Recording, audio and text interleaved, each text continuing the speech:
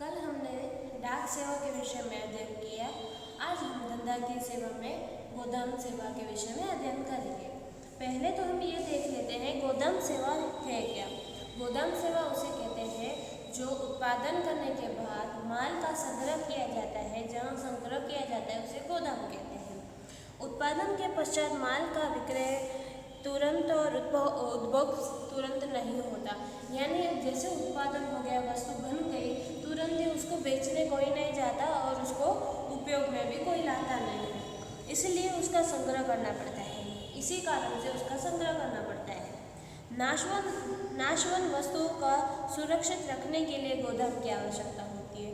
जैसे नाशवान वस्तु है, उसको खराब नहीं हो जाए, जो वस्तु खराब होने की संभावना रहती है, उसके लिए गोदाम की आवश्यकता होती है। बहुत सी वस्तुओं की मांग मौसमी होती है। एक हुई नाशवान वस्तु के लिए गोदाम, अब मौसमी वस्तु के लिए। मौसमी वस्तु मतलब क्या? जो मौसम के आधार पर जो वस्तु का उत्पादन किया जाता है और उसको संग्रहित करना पड़ता है, और मौसम के बदलने के पश्चात ही जो जिस मौसम में जो वस्तु आवश्यकता होती है उसका क्रय विक्रय किया जाता है। जैसे छाता है, वह बारिश के मौसम में ही उपयोग में लाता है, लेकिन उसका उत्पादन है वह पूरे वर्ष में ही चालू रहता है। उसके बाद उत्पादन होने के बाद उसको गोदाम में संग्रहित किया जाता है।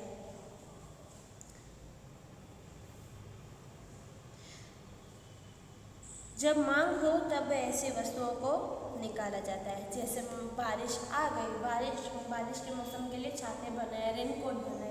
अभी बारिश का मौसम आ गया तो उसका उपयोग करने के लिए जो उसकी मांग बढ़े, तो मांग को हम पूर्ति करने के लिए वह गोदाम में से वस्तु का निकालते हैं और विक्रय करते हैं।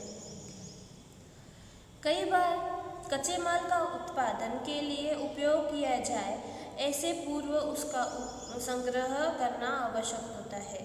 यानी कच्चे माल का उत्पादन के लिए उपयोग किया जाए, ऐसे वस्तुओं को भी हमको संग्रह करना पड़ता है। इस प्रकार वाणिज्य के एक अंग के रूप में गोदाम की सेवा का आवश्यक होती है। यानी वाणिज्य में, यानी धंधा है, व्यवसाय है, उसमें ये सब माल वस्तु सेवा को संग्रहित करने के लिए गोदाम की सेवा आवश्यक रहती है। अभी हम गोदाम का अर्थ देखेंगे। गोदाम एक ऐसी सेवा है जिसमें उत्पादनों का संग्रह किया जाता है।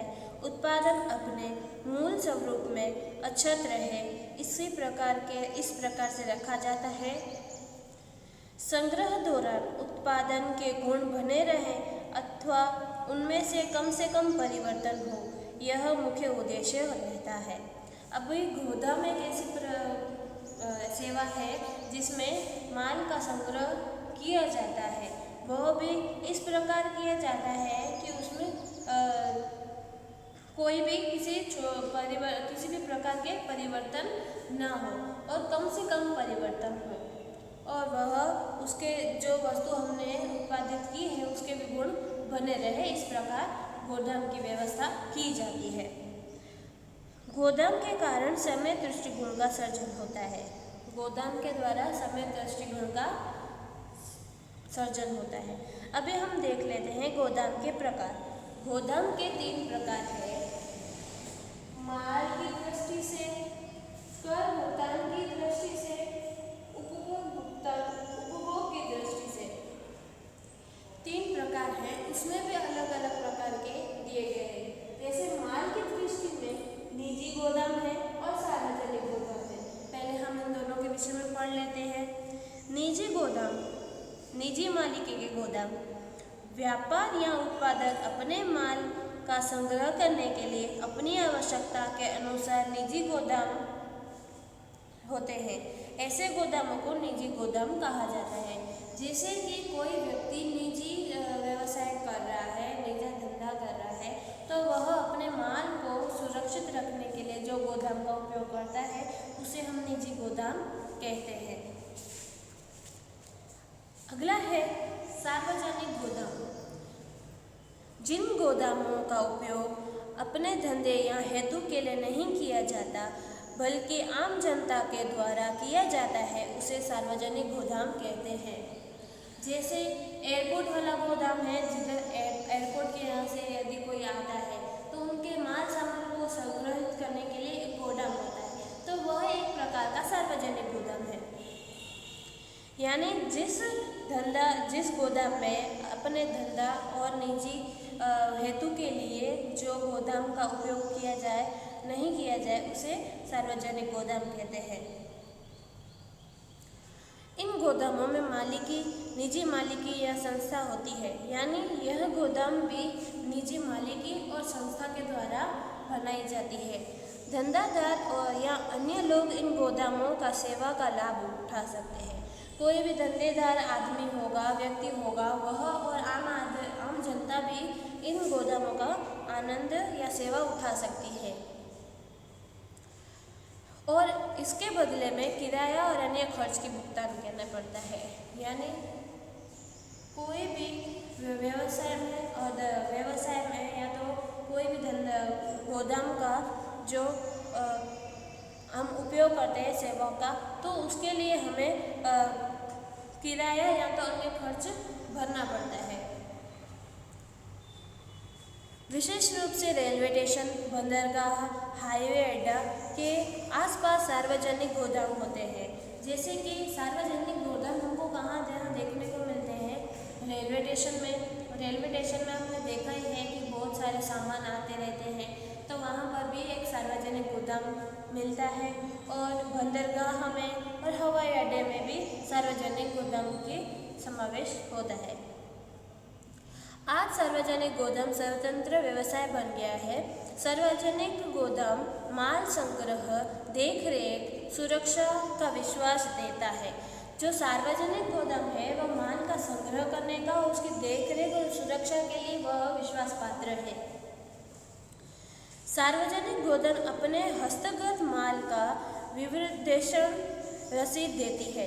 यानी जो सार्वजनिक गोदाम का सेवा का आनंद उठाता है, सार्वजनिक गोदाम की सेवा प्राप्त करता है, तो उसके लिए जो वह भुगतान करता है उसकी भी एक रसीद प्राप्त होती है। इस रसीद के द्वारा माल का क्रय विक्रय किया जाता है। यदि यह रसीद होगी तो ये माल का क्रय विक्रय किया जा सकता है। अभी हमारा अगला प्रकार है कर भुगतान की दृष्टि से। इसमें भी दो प्रकार दिए गए हैं, कर भरे हुए माल का गोदाम और कर न भरे हुए माल का गोदाम। तो पहले हम देखते हैं कर भरे हुए माल का गोदाम। यात्रीय माल का आयात शुल्क भुगतान के पश्चात निर्धारित स्थान पर ले जाने के लिए तुरंत वाहन व्यवहार की सेवा उपलब्ध नहीं होती, तब बंदरगाह, हवाई अड्डे और सीमावर्ती स्थानों पर कर भरे माल का संग्रह करने के लिए सार्वजनिक गोदाम की सेवा प्राप्त होती है। यानी कोई वस्तु का आयात किया जा रहा है और वहाँ पर कोई भी प्रकार की जो वाहन व्यवहार है वह उपलब्ध नहीं होते, तुरंत तो उपलब्ध नहीं होंगे, पर उनको माल को सुरक्षित और संभाल के रखने के लिए गोदाम की आवश्यकता होती है, उनको संग्रहित करने के लिए गोदाम की आवश्यकता होती है। तो इसमें यह होता है कि पहले से ही कर भरे के माल का संग्रह किया जाता है और सार्वजनिक गोदाम का सेवा को प्राप्त किया जाता है। हमारा इसका अगला प्रकार है कर न भरे हुए माल का गोदाम। आयातीय माल का निर्धारित दर से कर भुगतान करना होता है और आयातीय माल की जिस पर कर भुगतान नहीं किया गया उसे जिस गोदाम से संग्रहित किया जाता है उन गोदाम को कर न भरे माल का गोदाम कहते हैं। मैं फिर से रिपीट करती हूँ। आयातीय माल का निर्धारण दर से कर भुगतान करना होता है। आयाती माल जिस पर कर भुगतान नहीं किया गया उसे जिस गोदाम में संग्रहित किया जाता है उन गोदाम को कर न भरे माल का गोदाम कहते हैं। यानी जिस आयातीय माल जो वस्तु आयात आ रही है उस पर जो कर भरना पड़ता है, यदि कर नहीं भरा है तो जो कर भरे हुए माल नहीं है, जिस माल पर कर नहीं भरा हुआ है, उनको संग्रहित जिस गोदाम में किया जाता है उसे कहते हैं कर न भरे हुए माल का गोदाम। जिन स्थानों पर आयात होता है उन स्थानों पर इस प्रकार के गोदाम स्थित रहते हैं। जहाँ पर यह गोदाम कहाँ पर मिलेंगे? जहाँ पर ज़्यादा से ज़्यादा आयात होता हो। बंदरगाहों और सीमावर्ती विस्तार जहाँ से माल का आयात निर्यात होता हो, ऐसे विस्तारों में इस प्रकार के गोदाम ज़्यादा मिलते हैं। किस प्रकार में मिलते हैं? बंदरगाह और सीमावर्ती जो विस्तार है उसमें जहाँ पर आयात और निर्यात अधिक होता हो वहाँ पर यह गोदाम ज़्यादा प्राप्त होते हैं। जब आयातक को माल का पुनः निर्यात करना हो तब माल के वर्गीकरण और पुनः पैकिंग इत्यादि के लिए सुविधा उपलब्ध रहती है। आयातक को यदि निर्यात करना हो फिर से तो उसके लिए भी उसको वहाँ पर फैसिलिटी मिलती है। क्या मिलती है? कि वह पुनः वर्गीकरण कर सकता है और पुनः पैकिंग भी कर सकता है। उसके लिए वहाँ पर उसको सुविधा उपलब्ध मिलती है। माल के रूप में स्वरूप में किसी प्रकार की परिवर्तन नहीं किया जाता है। यानी जब वो आयात किए हुए माल को फिर से निर्यात करना है उनको, तो वह किसी भी प्रकार का परिवर्तन नहीं करते जब उनका वर्गीकरण फिर से किया जाता है। यह गोदाम पुनः निर्यात के लिए आशीर्वाद है। यह गोदाम को हम यह भी कर सकते हैं कि पुनः निर्यात के लिए यह एक आशीर्वाद रूपी है। हमारा अगला प्रकार पढ़ लेते हैं। उपभोग की दृष्टि से सामान्य गोदाम और विशिष्ट गोदाम। उपभोग की दृष्टि को हम दूसरे भी नाम से पहचान सकते हैं।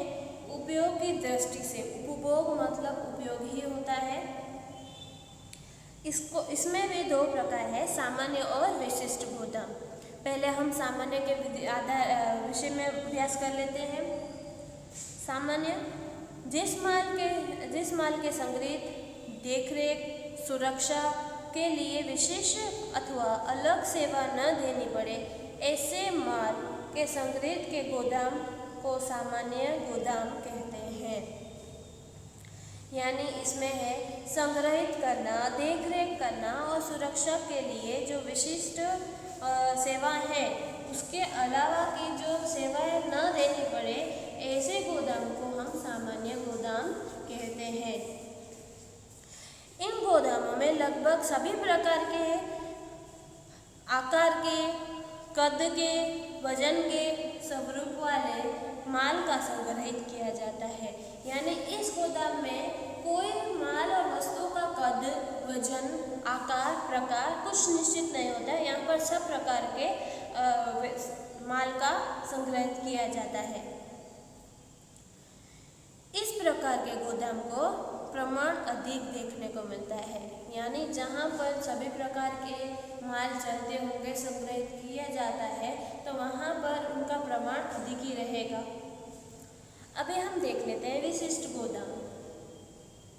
विशिष्ट गोदाम में जिस माल के संग्रहित, देखरेख, सुरक्षा के लिए विशिष्ट और अलग से सेवा देनी पड़ती है, ऐसे माल के गोदाम को विशिष्ट गोदाम कहते हैं। जैसे हमने उसमें बोला सामान्य मतलब नाम से ही पता चल जा रहा है कि कोई अलग से सेवा नहीं देनी पड़े, और विशिष्ट से हमें यही पता चलता है कि कोई खास हमको सेवा देनी पड़े। तो देखरेख, संग्रह और जो सुरक्षा का है, वहाँ पर हमको गोदाम में सेवा मिलती है। उसके अन्य की जो सेवा है वहाँ सामान्य गोदाम में नहीं मिलती और विशिष्ट गोदाम में मिलती है।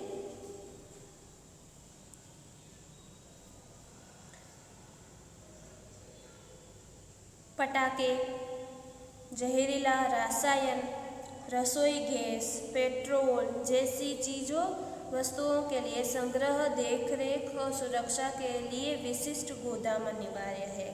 जिससे हमें नुकसान हो सकता है, ऐसी वस्तुओं को देखरेख की ज़रूरत अधिक रहती है, तो उसमें यह विशिष्ट गोदाम का उपयोग किया जाता है, सेवा ली जाती है। पेट्रोल के लिए भूमिगत टिकी जहरीले रसायनों के लिए विशेष प्रकार की इनका उदाहरण है फल, दूध, सब्जी। ऐसे नाशवान पदार्थों के लिए कोल्ड और स्टोरेज जैसी विशिष्ट गोदाम बनाए जाते हैं। सुरक्षा के उद्देश्य से अनेक नियमों का पालन अनिवार्य है। यानी अलग अलग वस्तु के लिए, जैसे खाने की चीज़ें हैं, दूध है, फल है, सब्जियां हैं, उनको नाशवंत वस्तुओं को संभाल कर रखने के लिए कोल्ड स्टोरेज का उपयोग किया जाता है।